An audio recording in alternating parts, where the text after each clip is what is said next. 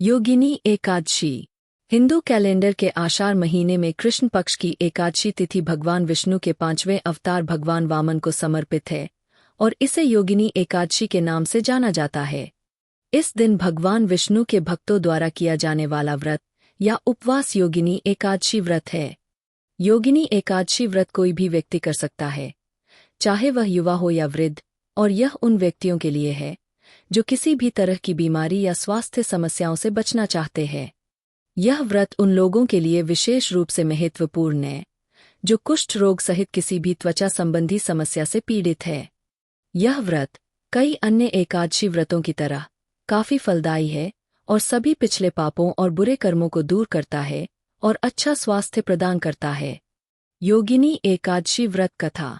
एक बार धर्मराज युधिष्ठिर भगवान श्री कृष्ण के पास गए और पूछा, हे जनार्दन, कृपया योगिनी एकादशी की कथा सुनाइए। भगवान श्री कृष्ण ने उत्तर में राजा को संबोधित करते हुए कहा, हे राजन, आषाढ़ मास के कृष्ण पक्ष में आने वाली एकादशी का नाम योगिनी है।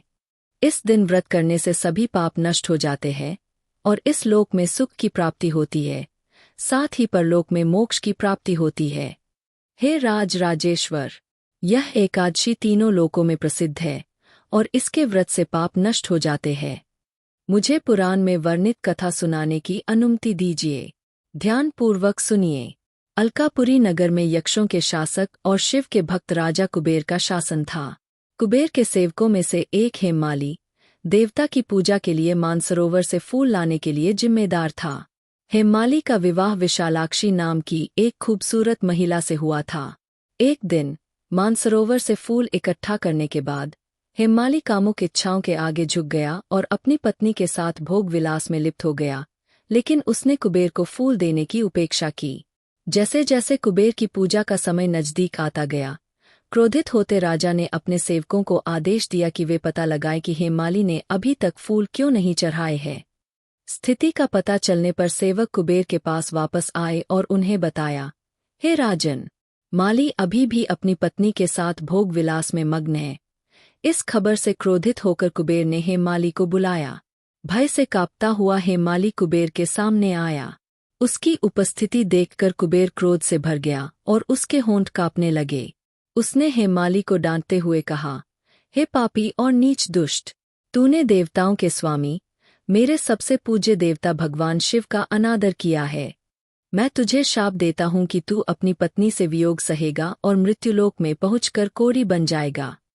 इस प्रकार कुबेर द्वारा शापित होकर हेममाली पृथ्वी पर गिर पड़ा और कोढ़ी बन गया। पीड़ा में भटकते हुए वह अंततः मार्कंडेय ऋषि के आश्रम में पहुंचा। हेममाली की दयनीय स्थिति को देखते हुए ऋषि ने पूछा, तुम पर क्या विपत्ति आई है जिसने तुम्हारा एक बार सुंदर रूप छीन लिया?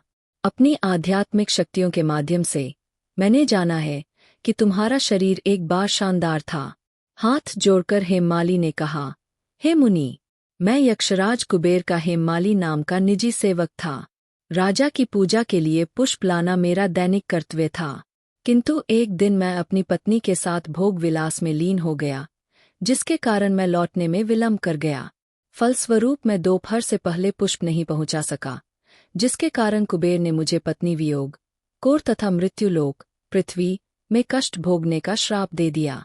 इस प्रकार मैं अपनी पत्नी से वियोग, कोढ़ी तथा अपने दुखों से त्रस्त होकर कोढ़ी हो गया। मैं आपसे प्रार्थना करता हूँ कि आप मुझे अपने दुखों से मुक्ति का उपाय बताएं।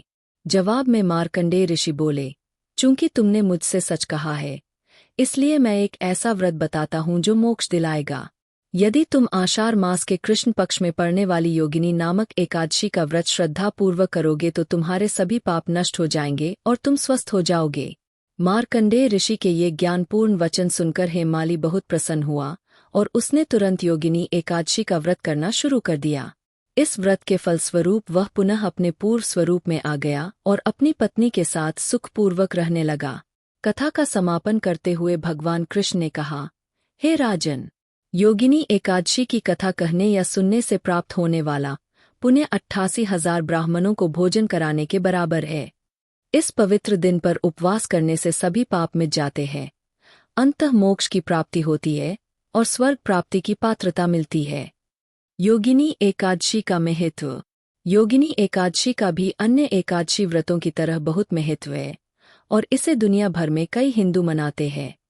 पद्म पुराण में उल्लेख है कि जो कोई भी योगिनी एकादशी के अनुष्ठानों का पालन करता है वह अच्छा स्वास्थ्य प्राप्त करने में सक्षम होता है, समृद्ध होता है और बदले में एक खुशहाल जीवन जीता है। यह व्रत वर्ष में एक बार आता है और इसका प्रभाव 80,000 ब्राह्मणों को भोजन कराने के समान होता है। योगिनी एकादशी व्रत और पूजा का अगर सख्ती से पालन किया जाए तो इसका जीवन पर गहरा प्रभाव पड़ता है। अन्य एकादशी व्रतों की तरह यह व्रत भी सूर्योदय से शुरू होकर अगले दिन सूर्योदय तक चलता है। व्रत रखने वाले व्यक्ति को गेहूं, जौ या चावल जैसे किसी भी प्रकार के अनाज का सेवन नहीं करना चाहिए। योगिनी एकादशी के दिन सूर्योदय से पहले उठकर स्नान करना चाहिए।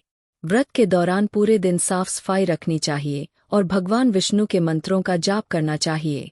व्रत के अनुसार व्रती को रात में जागकर भगवान विष्णु से अच्छे स्वास्थ्य की कामना करनी चाहिए।